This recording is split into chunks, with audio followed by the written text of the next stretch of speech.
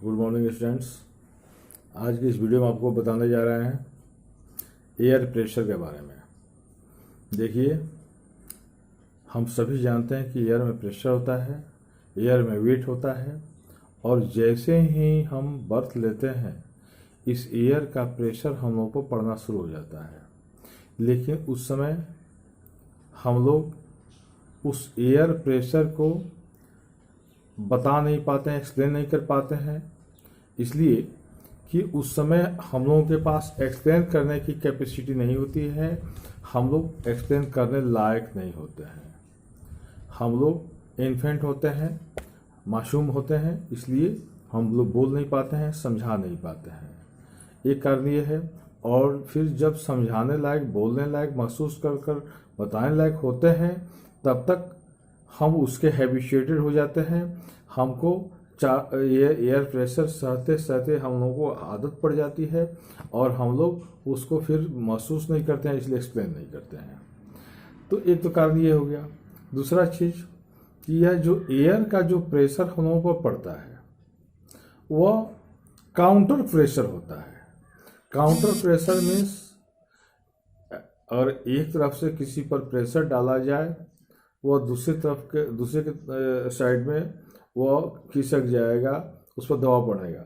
लेकिन जब चारों तरफ से बराबर एयर प्रेशर हो, अगर कोई आपका दो फ्रेंड है, आप बीच में खड़े हैं और या एक रस्सी है, दो तरफ से दो बच्चे और उसको खींच रहे हैं अपने अपने तरफ, तो वह रस्सी नहीं खींच पाएगा, और रस्सी को कोई नहीं खींच पाएंगे। लेकिन अगर एक तरफ से प्रेशर कम हो, एक तरफ से एक बच्चा हो, दूसरी तरफ से दो बच्चा हो और खींचने का प्रयास करें, तो वह उसको खींच लेंगे, क्योंकि एक तरफ प्रेशर ज़्यादा हो गया, एक तरफ कम हो गया।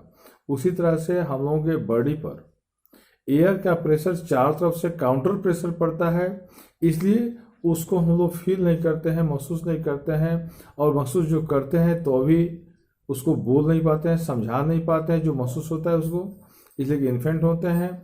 और जब समझाने लायक हमारी उम्र होती है, कैपेसिटी होती है, माइंड होती है, तो उस समय हम उसके हैबिचुएटेड हो गए रहते हैं और उसको समझाने की जरूरत नहीं पड़ती है। हम लोग उसको महसूस नहीं करते हैं, समझाते नहीं हैं। तो ये एयर प्रेशर का ये वजह है। अब air pressure is defined as the pressure exerted by the weight of air on the earth surface. Air pressure को हम लोग जो अर्थ सरफेस पर जो लगाया जाता है उसके द्वारा उसको डिफाइन करते हैं। और जैसे जैसे हम लोग ऊपर की तरफ जाते हैं, अर्थ सरफेस से ऊपर की तरफ जाते हैं, तो एयर प्रेशर कम होते जाता है। उसका कारण क्या है? आप उसका एग्जांपल के लिए आप अपने घर में देखें। अगर न्यूज़पेपर आपके यहाँ रोज आता है और उस सारे न्यूज़पेपर को एक पर एक करके रखते चले जाएं, तो जो न्यूज़पेपर सबसे ऊपर वाला होता है वह ऊपर वाला होता है वह फुला हुआ रहता है, और सबसे जो नीचे वाला न्यूज़पेपर होगा वह चिपक जाता है। इसलिए ऊपर के प्रेशर से नीचे वाले न्यूज़पेपर जो होते हैं उसकी डेंसिटी बढ़ जाती है और वह चिपक जाते हैं। उसी तरह से ऊपर ये एयर का जो प्रेशर है, ऊपर के एयर के प्रेशर की वजह से नीचे का जो एयर का प्रेशर होता है उसकी डेंसिटी काफ़ी ज़्यादा हो जाती है, और जैसे जैसे हम ऊपर जाते हैं वह एयर प्रेशर डिक्रीजेज होते जाता है। वह अकॉर्डिंग टू हाइट या एयर प्रेशर डिक्रीजेज होते चले जाते हैं। The pressure is highest at sea level and decreases with height. या सी लेवल पर इसका प्रेशर सबसे ज़्यादा होता है, इसलिए कि वहाँ पर समुद्र के जो वाटर हैं उसके साथ वह वाटर एयर के साथ मिक्स कर गए रहते हैं, या उसमें मॉइस्चर ज़्यादा होता है, इसलिए वे हेवी होकर के वह नीचे अपना प्रेशर बनाए रहते हैं। और जैसे जैसे हम समुद्र लेवल से ऊंचाई की तरफ जाते हैं वह डिक्रीज होते जाता है। Horizontally, the distribution of air pressure is influenced by temperature of air at given place. अगर ये हाइट की बात हो गई, हॉरिजॉन्टली बात करें हम इस तरह से, तो air pressure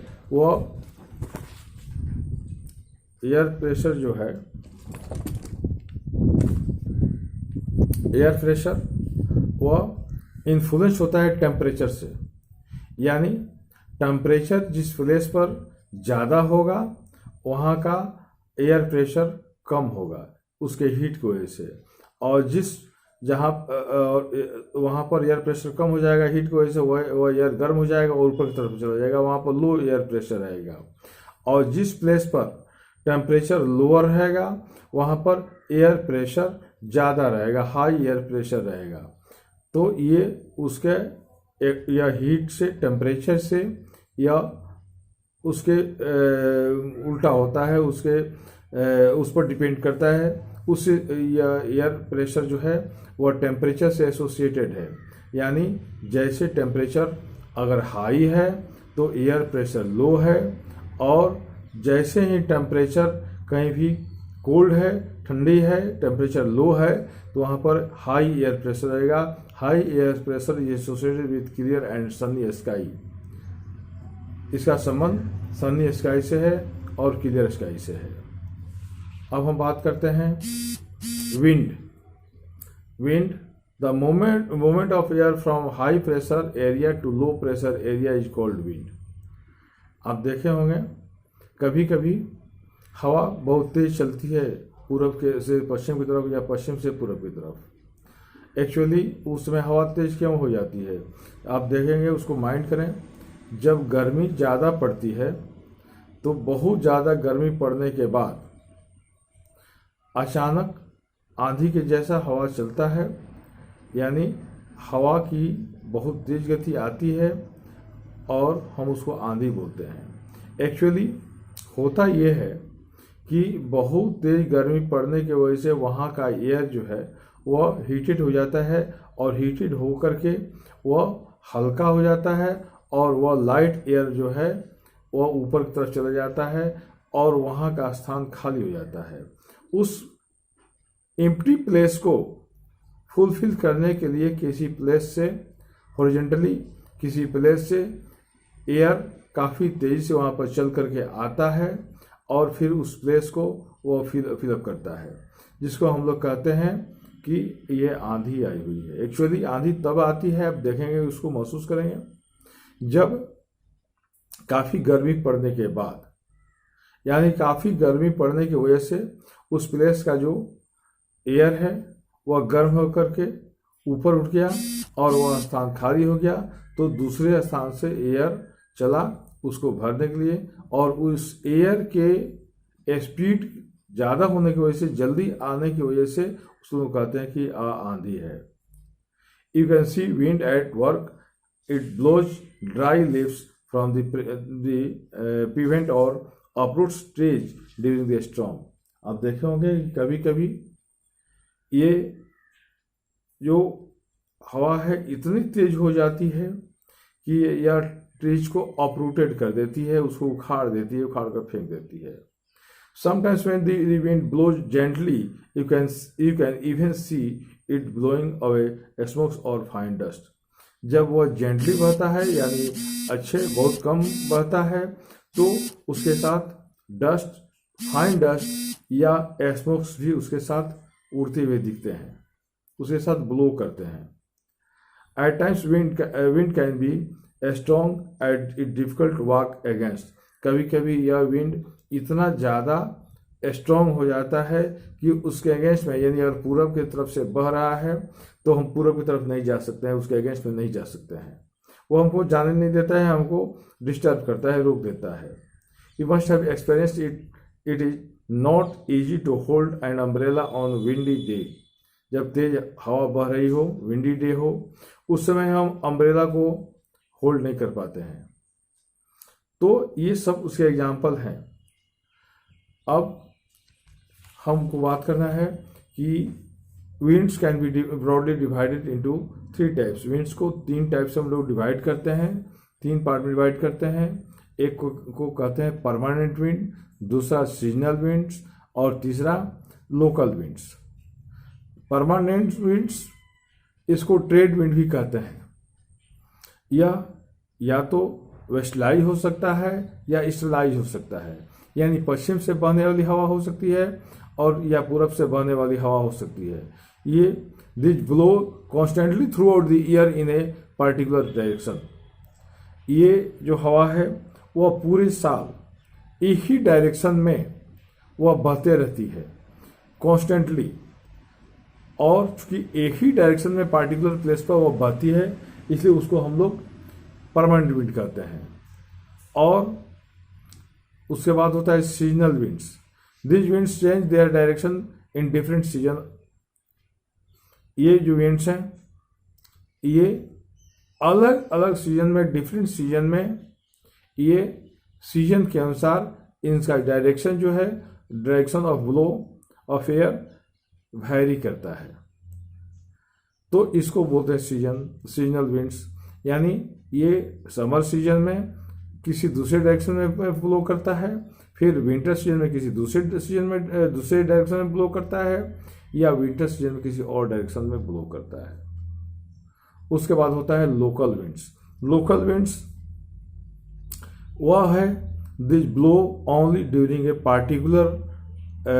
particular period of day, जो किसी दिन के पार्टिकुलर पीरियड में जो बहता है उसको बोलते हैं लोकल विंड। जैसे आप देख सकते हैं कि आप कहीं पर हैं, घर पर हैं, स्कूल में हैं, और वह दिन भर कोई और हवा चल रहा था, और अचानक गर्मी ज़्यादा होती है। गर्मी के दिनों में आप देखेंगे कि हवा वह जब ज़्यादा गर्मी पड़ती है तो वह हवा जो जिस डायरेक्शन में चलती है, या कभी कभी बाउंडर बन करके अचानक वह हवा घूमते ऊपर की तरफ चली जाती है, वह लोकल विंड हुआ। बगल में यहाँ हो रहा है, बगल के ही प्लेस पर नहीं हो सकता है। This blow only during a particular period, किसी पार्टिकुलर पीरियड में ही यह ब्लो करता है, या पार्टिकुलर दिन में ब्लो करता है। Example, land and sea breeze. Do you recall the hot and dry local wind of northern plains in India. जो हमारे यहाँ के प्लेन में, जो हम लोग नॉर्दर्न इंडिया में हैं, और यहाँ पर जो लोकल विंड बहता है गर्मी के दिनों में, जिसको लू भी हम लोग कहते हैं, ये सब लोकल विंड के एग्जाम्पल हैं। ये यहाँ बह रहा है जो जिस डायरेक्शन में, ये जरूरी नहीं है कि हमारे झारखंड में, बगल के स्टेट यूपी में वैसी डायरेक्शन में बहता हो। तो चूंकि ये हमारे यहाँ किसी और डायरेक्शन में बह रहा है, बगल के स्टेट में झारखंड में किसी और डायरेक्शन में बह रहा है, तो ये लोकल विंड हो गया। तो इस तरह से विंड 3 प्रकार का हुआ, परमानेंट विंड, सीजनल विंड और लोकल विंड। अब देखिए आपके बुक पे एक फिगर बनाया गया है, फिगर 4.4। इस फिगर में दिखाया गया है, ये जो हम आपको लाइव क्लास में बताए हैं, ये इसमें सबसे बीच में 0 डिग्री लैटिट्यूड पर इक्वेटर है, ये 0 डिग्री लैटिट्यूड्स को हम इक्वेटर बोलते ही हैं, और यहाँ पर बराबर लो प्रेशर आता है, और बगल से 23 to 30 डिग्री साउथ से या 23 to 30 डिग्री नॉर्थ से यहाँ पर हवा आते हैं, यहाँ पर इसके इस प्रेशर को पूरा करने के लिए। क्योंकि यहाँ पर इक्वेटर पर सबसे ज़्यादा सनरेज पड़ता है, इसलिए यहाँ का एयर गर्म होकर के ऊपर उठ जाता है, और ऊपर उठ करके यह प्लेस खाली हो जाता है, तो बगल के प्लेस से वे आकर के उसको भरते हैं, और ये ऊपर उठ करके 23.5 to 30 डिग्री साउथ या 23.5 to 30 डिग्री नॉर्थ की तरफ ये हवा आकर के ऊपर से ठंडा होकर के गिरते हैं। तो इसकी वजह से यहाँ पर बराबर हाई प्रेशर रहता है, यहाँ पर हाई एयर प्रेशर रहता है, और हाई एयर प्रेशर होने की वजह से ये इक्वेटर की तरफ या 60 डिग्री लैटिट्यूड्स नॉर्थ एवं साउथ की तरफ ये बहकर जाते हैं। फिर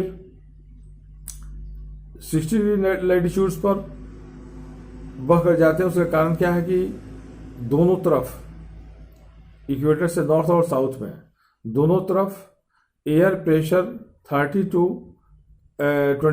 35 डिग्री जो होता है वह हाई होता है, प्रेशर होता है, इसलिए वहाँ से बहता है। और 90 डिग्री लैटिट्यूड्स पर यानी नॉर्थ पोल और साउथ पोल की तरफ ही काफ़ी कोल्ड की वजह से यहाँ पर एयर प्रेशर ज़्यादा होता है, इसलिए ये दोनों तरफ से वहाँ पर बहकर जाते हैं। Thank you. फिर आपको नेक्स्ट वीडियो एक छोटा सा वीडियो होगा जिसमें आपको मॉइस्चर समझाएंगे।